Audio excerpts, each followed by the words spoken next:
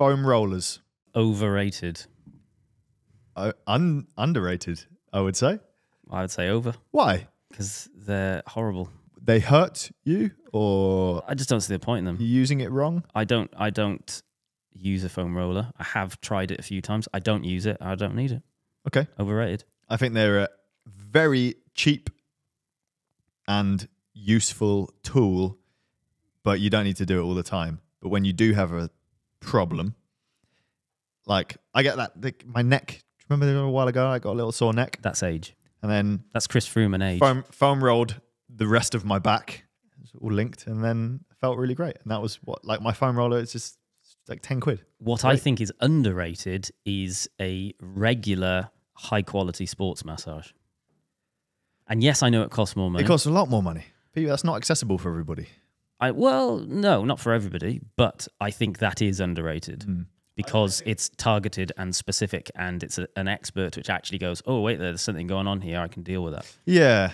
But a lot of people will not have access to that. And I think the foam rollers, as long as you don't overdo it, it's a thing which is accessible, pretty easy to do, hard to mess up, and it isn't hard to mess up. You think people will... I think people can mess themselves up more than they realise. I can add to that. My mum is a podiatrist and sports massager, remedial massage. Masseuse. And she actually deals with a lot of sports-related injuries. She sees a lot of people who actually have hurt themselves using stuff like foam rollers, either from overdoing it or just you don't actually need what a foam roller relies on is the full weight of you. And sometimes that's just too much. What she would recommend is a tennis ball up against a wall in the area that you need, because then you can define the pressure. So tennis ball.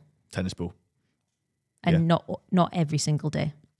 If I was to get a massage off her, she will not massage me for another, ideally 2 weeks. Wow. Basically, you're breaking down muscles. You have to let it repair itself. Otherwise, you're constantly breaking it down and breaking it down and breaking it down. You can do a lot of damage. I think people do get carried away with them. I can understand why some people would think they are overrated for that reason.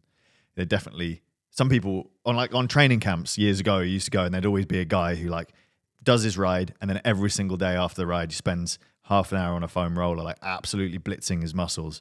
And there are, guys racing at super high level who don't do any of that at all. So there's probably something in between, but I can see how it gets out of hand. People get addicted to using it. Mm-hmm.